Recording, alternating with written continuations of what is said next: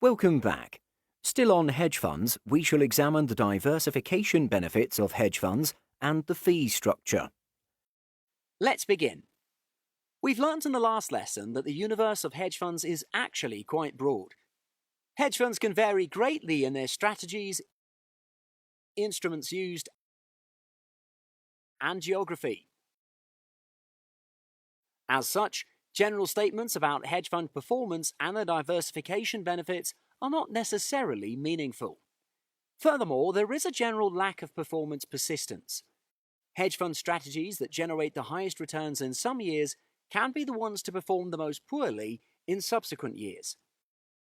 Nevertheless, the general observation is that hedge fund returns have tended to be better than those of global equities in down equity markets, and to lag the returns of global equities in up markets. Another observation is that hedge fund returns have generally less than perfect correlation with global equity returns. As such, adding hedge funds into an equity portfolio may offer some diversification benefits. However, it is also generally observed that correlations tend to increase during periods of financial crisis. While there's not much consensus regarding hedge fund returns and their diversification benefits, there is probably overwhelming consensus that hedge fund fees are high. A common fee structure is 2 and 20, which reflects a 2% management fee and a 20% incentive fee. Additionally, funds of hedge funds typically charge a 1 and 10 fee. This is on top of the fees charged by the individual hedge funds. Management fees may be calculated on either the beginning of period or end of period values of assets under management. The incentive fee is calculated based on the profits for the specific period. Profits can be any gains in value in excess of the management fee, or gains in excess of a hurdle rate. A hurdle rate can be set either as an absolute percentage or a rate relative to a benchmark, like the LIBOR rate. Note that a hurdle rate can be either specified as a hard hurdle or a soft hurdle. A hard hurdle rate means that incentive fees are earned only on returns in excess of the hurdle, while soft hurdle rates means that incentive fees are paid on all profits, but only if the hurdle rate is met. For example, on a 2 and 20 fee structure, where manager A is subject to an absolute hard hurdle rate of 8%, while manager B is subject to a soft hurdle rate of 8%. If the return is just 3%, neither manager will receive incentive fee because the hurdle rate of 8% is not met. However, if the return for the period is 15%, the incentive fee will be 20% of 7% for a hard hurdle rate, which is 1.4%, but 20% of 15% for a soft hurdle rate, which is 3%. Now, you probably see the unfairness between the two types of hurdles. Manager A, who is subject to a hard hurdle, gets a much lower incentive fee even if he achieves the same returns as manager B.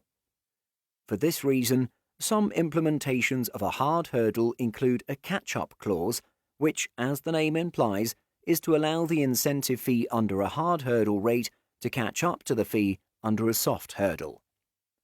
Under an 8% hard hurdle with a catch-up clause and a 20% incentive fee, the manager is allowed to collect 100% of the returns above the hurdle rate until he receives the full 20% incentive fee for all the returns, which in this case is 2% of the first 10% return. And for the remaining excess return, every dollar return goes through an 80-20 split. So for this example, this amounts to 1% fee. Summing up, the incentive fee in this case is 3%, same as that of the soft hurdle. Do note that while the hard hurdle with catch-up clause seems like the same as that of a soft hurdle, the incentive fee can differ if the catch-up is insufficient. For this example, if the total return is 9%, the fee under the catch-up clause is just 1%, but 1.8% under soft hurdle. And under a strict hard hurdle, it's just 0.2%. Besides the hurdle rate, another feature that is often included is called a high watermark. This is a feature which ensures that investors will not be charged incentive fees twice on the same gains in their portfolio values. This is achieved by limiting the incentive fees to apply to the extent that the current value of an investor's account is above the highest value previously recorded.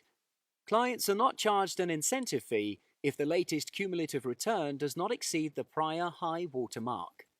For example, if a hedge fund starts at $100 in portfolio value and it increases to $130 after fees in the first year, the incentive fee will apply, and the new high watermark for this portfolio will be $130. In the next year, if the portfolio ends at $125, no incentive fee will apply because the portfolio value is below the high watermark. In the following year, if the portfolio value rises to $143, the incentive fee will only apply to the increase above the high water mark. The high water mark from this point on will rise to this new level. So, we've learnt the management fee, the incentive fee, the hurdle rate and high water mark that may apply to the incentive fee. Let's learn how to apply all of them in an example. A hedge fund charges a typical 2 and 20 fee annually. The management fee is charged based on beginning portfolio value, and the incentive fee is charged based on a hard hurdle rate of 3% net of management fees. High watermark applies to payment of incentive fees. Given the beginning and ending values of the portfolio in the first year of the fund, calculate the management fees and incentive fees and the ending portfolio value after fees in the first year. Pause the video now and work out your answers. And we're back. The management fee is straightforward. Since the fee is applied on the beginning portfolio value, we calculate 2% of $1,000, which is $20. After management fees, the portfolio value should be $1,320, so the profit after management fees is 32%. Since this rate is above the hurdle rate of 3%, the incentive fee should be paid. As it is a hard hurdle, only the profits above the hurdle should be considered. So the incentive fee should be 20% of 29%, which is 5.8%. In absolute amount, this works out to $58. The ending value of the portfolio after all the fees is therefore $1,262. Let's go further. In the following year, the hedge fund ends the year with $1,225.24 before fees. See if you can fill in the blanks for this second year. Pause the video now and work out your answers. And we're back. Again, management fees is simply 2% of the beginning value, which gives us $25.24. Before we work on incentive fees, the first thing we take note of is if the portfolio value net of management fees exceeds the high water mark. The high water mark was set at $1,262 from the previous year. The portfolio value after management fee is $1,200, lower than the high water mark. This means that there is no incentive fee for the second year, and the ending value of the portfolio is $1,200. Let's move on to the third year. Given that the ending value before fees is $1,386, fill in the blanks for the third year. Pause the video now and work out your answers. And we're back. Management fee is $24, so the portfolio value after management fees is $1,362. There are two criteria to be fulfilled for the payment of incentive fees. The first is that the portfolio value should be higher than the high water mark.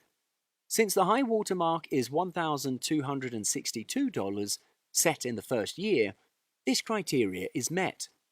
If we base the incentive fee on this criteria, the incentive fee should be paid out from this $100 gain over the high water mark.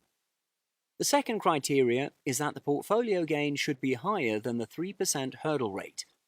This hurdle rate is therefore at the portfolio value of $1,236. If we base the incentive fee on this criteria, the incentive fee should be paid out from this $126 gain over the hurdle. So which criteria should we follow? Unless otherwise mentioned, always take the more stringent of the two. So we shall base the incentive fee on the high watermark criteria and take 20% of $100 as the incentive fee. The incentive fee for year 3 is therefore $20. If we deduct all the fees, the ending portfolio value is $1,342. And to end this lesson, let's have a brief discussion on negotiated fee structures for hedge funds. Although 2 and 20 and 1 and 10 were at one time fairly standard fee structures for fund and fund of funds investments, these fee structures have been under competitive pressure and should be considered negotiable. Fees can be negotiated based on the size of the investment. Investors making larger commitments can negotiate lower fees. There can also be a trade-off between liquidity provisions and fees. For example, investors can agree to longer lock-up or notice periods for lower fees. Hurdle rates, hard versus soft hurdles, and catch-up provisions may also be subject to negotiation.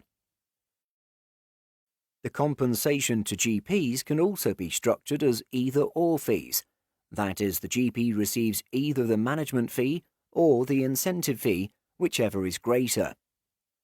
For example, with a 1% management fee and a 30% incentive fee, the GP would simply receive the management fee unless the calculated incentive fee is greater.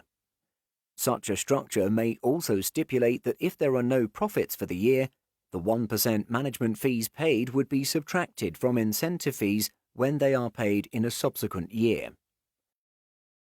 In order to entice early participation in start-up and emerging hedge funds, managers have increasingly offered incentives known as Founders Class Shares. Founders Shares entitle investors to a lower fee structure, such as 1.5 and 10, rather than the standard 2 and 20 structure. Regardless of the form of negotiated fee structure, the terms should be detailed in side letters to the LPA on how their terms differ from those in the standard offering documents. And that's all for hedge funds. In our next lesson, we move on to private equity. See you again.